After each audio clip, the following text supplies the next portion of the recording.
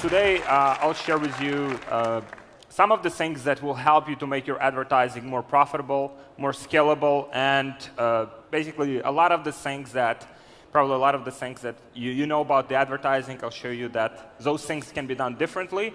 And also, if you have been struggling with like inconsistency, with your ad fatigue, things like that, so I'll show you exactly how to overcome it. So creatives that serve and sell, how to increase your relevancy score through consumer psychology.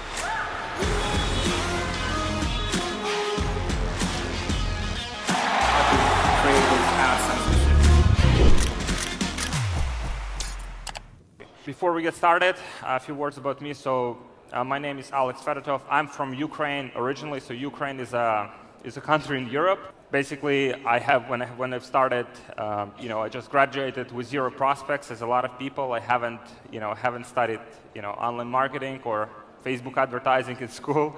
I worked from my couch in parents' apartment. Didn't speak English. Just a few years ago, had to learn it.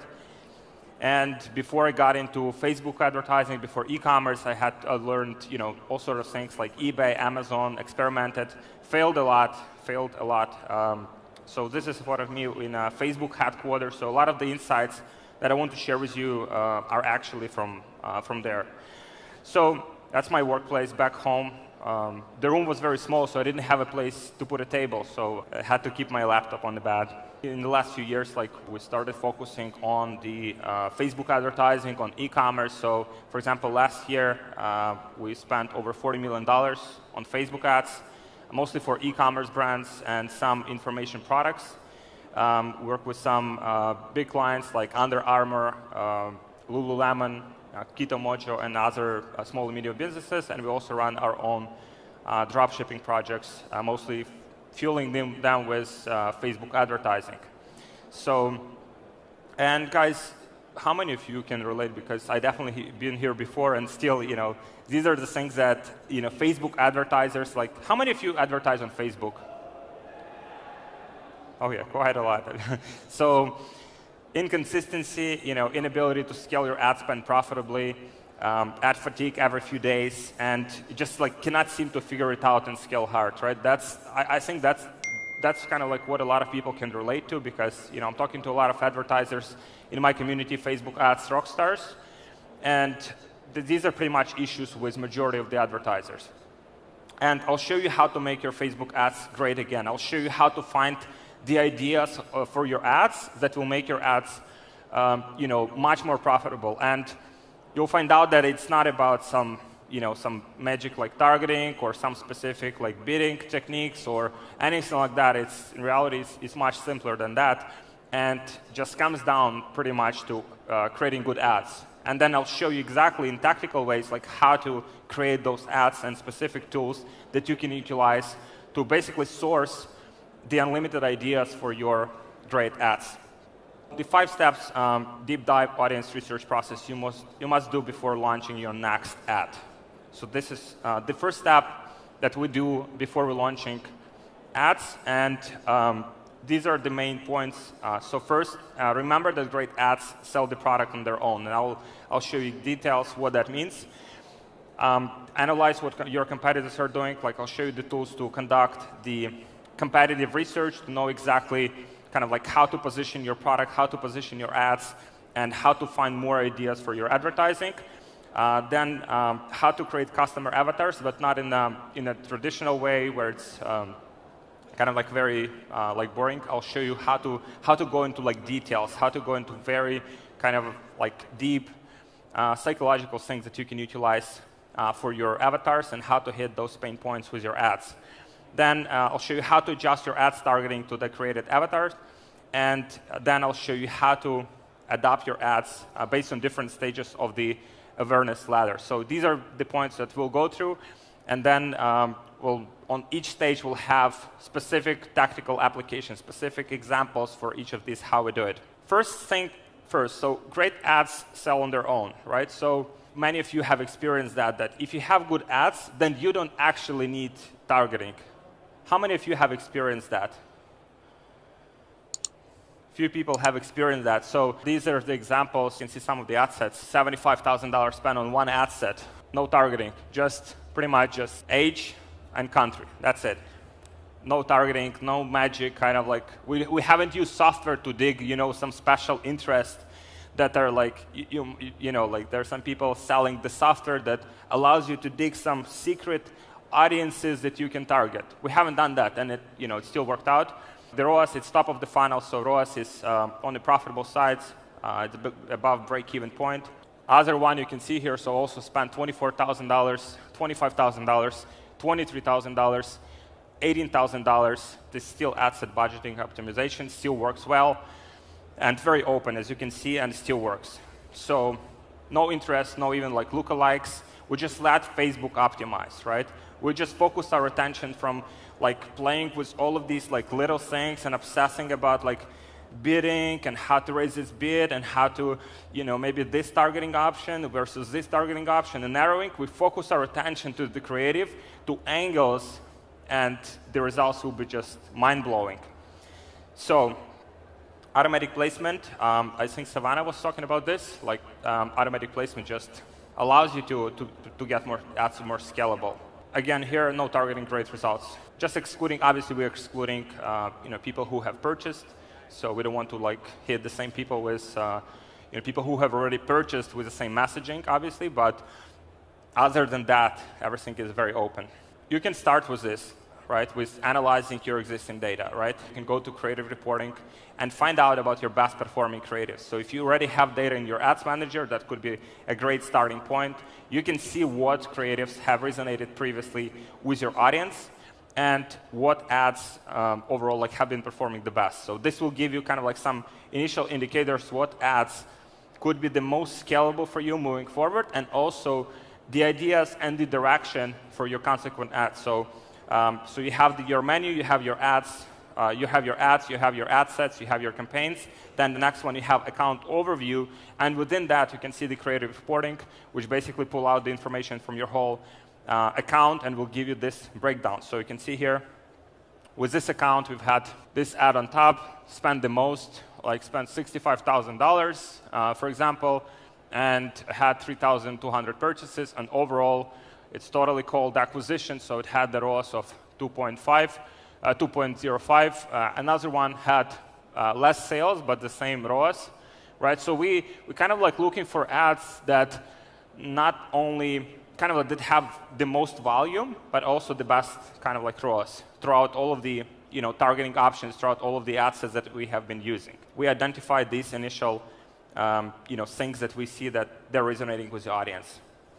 Like ad library, so you go in there and you see what's working for other people, for your competition. If you know your competitors are advertising, you can see what ads they're running right now, what kind of like promotions. So this will give you a great idea of what's working. So as a free tool, you can use it to identify like where your competitors are advertising, like what kind of like ads they're using, what type of creative they're using. So even from this, you can generate a lot of ideas, not exactly copy and paste what they do, but just to give you ideas on what you can do differently. We are using AdSpy.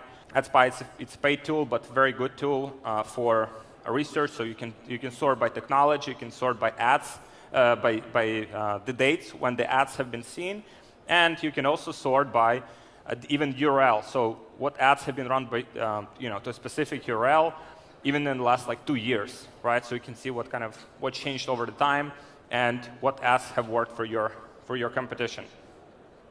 Right, so here in this specific breakdown, you can see a company in Australia, like they're all selling pretty much similar products, and this is company that also sells similar product but differentiates, with their product. So obviously, you can see they're very similar in the way, but also different in terms of how they position their product, right? So kind of like that what allows you to pull that initial information and breakdown. After we've done that, we have accumulated this kind of like initial data. We have this kind of like library. Okay, so this is what's working, right? This is kind of like what's working. This is specific, marketplace. Maybe if you pulled information from your data, okay, so this what worked in the past for us. Then we can also create the customer avatars. And we are very precise in our avatars. We figure out the name for this avatar, right? So in this case, we call our avatar Mary. We give her age, gender, kind of like family situation, her goals and values, right? So her goals would be like walking like 2-3 hours a day, or to have shoes, like for example, she has a medical condition called neuropathy, and she wants to have shoes that would allow her to walk her without like any issues. Her values would be, when she buys products, would be quality service and support, and also running to warm up sick legs and feet. So initially just assumption, right? But then I'll show you kind of like how to validate these assumptions with data. So people that she follows approximately, occupation, what she does, whether she retiree. So all of this information, I'll show you exactly how to find it in a very like cost-efficient and fast way.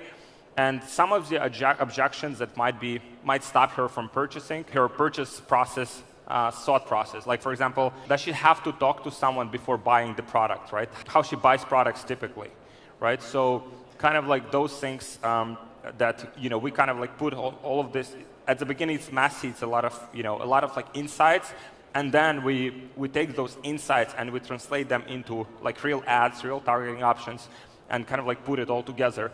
So challenges and pain points. So pretty much that's kind of like the core of it. The challenges of this avatar would be pain in old feet, because I mean she's getting older.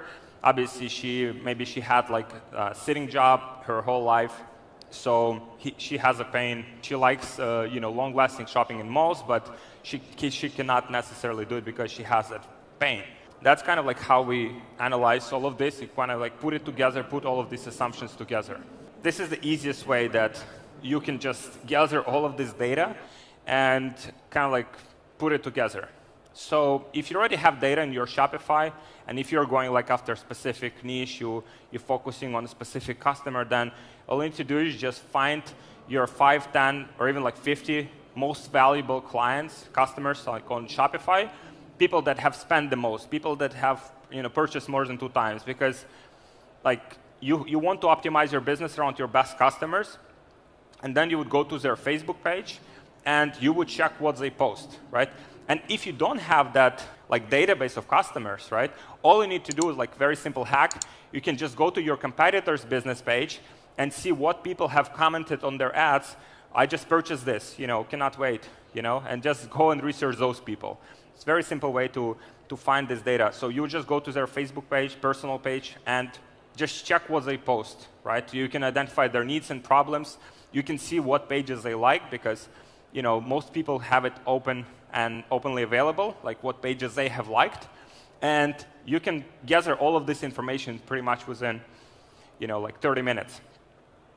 And this information will give you like a lot of insights for like targeting options. This information will give you a lot of insights about like their psychological profile, whether maybe these people are conservative, or they're very political, or they're very like religious. So all of those like things will give you a great like base for your advertising and for creating good ads. Check Amazon reviews of similar products. Or if you have like Amazon, if you're like dropshipper, check your competitors' reviews. Like those like just show the main angles that you can use to sell the products. And you would want to check like both positive and negative reviews, because negative reviews, like when people post negative reviews, these are very emotional things, right? So when people when post, they put a lot of effort into it, and especially those like detailed, long reviews, right? Basically, that's kind of like the framework. You can utilize those negative points to just tackle them directly in your ads from the start. Another tool that you can use is called Review Index. This tool pulls the data from Amazon, and you can see it has the major bullet points. Again, for example, for this product, but it's still definitely worth all 5 stars from the price and build quality. For the price, it's amazing. Good materials, price, quality. So this product in particular, market range where it's like cheap, and it's like for that price, it's good. This tool, by the way, is free, the Review Index. So then you can decide whether you want to position your price also as price kind of like value, kind of like good ratio of price value, or you want to just differentiate from that and you want to position your product as more premium. Kind of like this whole like process will give you a lot better understanding of your advertising. And then once you go through this process, like again, like 1-2 times, then you can just just outsource it. You can just give it to your virtual assistant, and then at the end, like, you will just have a file with lots and lots of insights and a lot of possible angles to sell your products. So how to transform these avatars into targeting options? So first of all, pain points. For example, we have this assumption that, for example, this lady Mary, she cannot walk for a long time in malls because she has a pain in her feet. Like, these are some of the targeting options we can use to start with, like online shopping, engage shoppers, right? So for example, he has discomfort from while walking and old feet, like retirement home, pension, old age, these things that we can potentially target. Sources of information like books and magazines, the magazines that we assume at the beginning, right? Obviously everything has to be tested, but we assume that she follows this person. And also we have gathered that data from our research, right? That's kind of like where it all comes together. So objections, right? So for example, if we are aiming for that, lower price mass market, then we can target discount shops, deal of the day, coupon, like Groupon, those kind of things. Then you would want to look for broad interests. This will help us scale with ease without changing targeting, like big audiences, ideally, 5, 10 million plus. And we want to test one interest per ad set, because if you stack many of them in one, then it's hard to know what exactly works and what doesn't. An ad created based on this avatar. So that's where like it all comes together. This is how it all like comes together. So hundreds of people feed, love our shoes, and then bullet points. Wear them after like foot surgery, prevent blisters. Kind of like every major thing that we have researched is outlined here. Obviously, it has to be compliant with policies. It cannot be like too aggressive. So we adjusted it to be softer in that respect. Then we have a shoes on the image. We have the the person avatar, so approximate age that we assume that person is. We have the testimonial. We kind of like combine all of these elements in one ad. Another same age woman's approval, right? So kind of like people relate to people. There's a smiling lady, right, in the ad. Then emphasis on comfort. We mentioned that you can wear them without having pain in your feet. The product itself is clearly seen. Bright, colorful image. So that's it. This is just the image, and this is one of the best performing ads. After you have that, you have all of this kind of like initial base. You can also identify what kind of a stage of awareness your market is, like who you want to reach, right? So for example, this is from Eugene Schwartz, the legendary like marketer, and kind of like the biggest market is people unaware. So there are people that are like unaware that they have feet problem, right? They don't know, like, it doesn't hurt, so it's fine. Then when it starts to hurt, they're problem aware. Okay, so my feet hurt, right? And I have no idea what it is, like how to fix it. Then there are people that are aware of solution. Someone told you, okay, so there are shoes that pretty much like you can wear them and your pain just eliminated, right? So that's type of people. And obviously, the more you go, by this awareness, kind of like stage, then your market becomes smaller. So there are less people that know that there are shoes that are can eliminate the pain than there are people that just know they have pain, right? So the bigger the market is, obviously the more potential there is to to advertise and to scale your advertising, but also you would have to do a better job in educating people. So product aware, for example, people would know your brand, and all you would need to do is just to give them a good price. For example, people would be on your website, but maybe price was too high, so then you would just hit them with retargeting. And there are most aware people where you would just have, maybe they already bought from you, so you would just have like a simple offer deal, new product. You wouldn't have to convince them a lot. So back to Mary. She's been very active all her life, and we pulled the stats that 69% of American retirees practice jogging, right? So most likely, they have the problem. And we identified that 77% of American pensioners, they complain of leg pain. Identified these data points that actually support our assumptions. And then Mary's looking for possible solution on her favorite medical websites. And then we identified that over 3 million Americans have had leg surgery for the last 5 years. So all of this data, it's you can just Google it, you can identify it and find it within 5 minutes. When we identified that, that 82% of American retirees are active Facebook users, right? So it's also freely available data that will take you like 5 minutes to research.